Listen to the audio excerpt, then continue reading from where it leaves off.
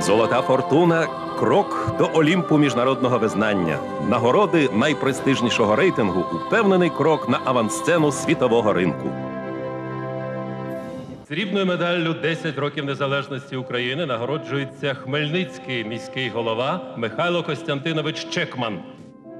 Місто Хмельницький – це одне з найпрекрасніших міст Поділля, про яке в свій час Леся Українка сказала «красу України Подолля». Місто наше одне з наймолодших обласних центрів нашої держави і, мабуть, одне з найбільш міст, які найшвидше розвивалося в останні роки. Місто будується. За роки незалежності в місті побудовано 1 100 000 квадратних метрів житла.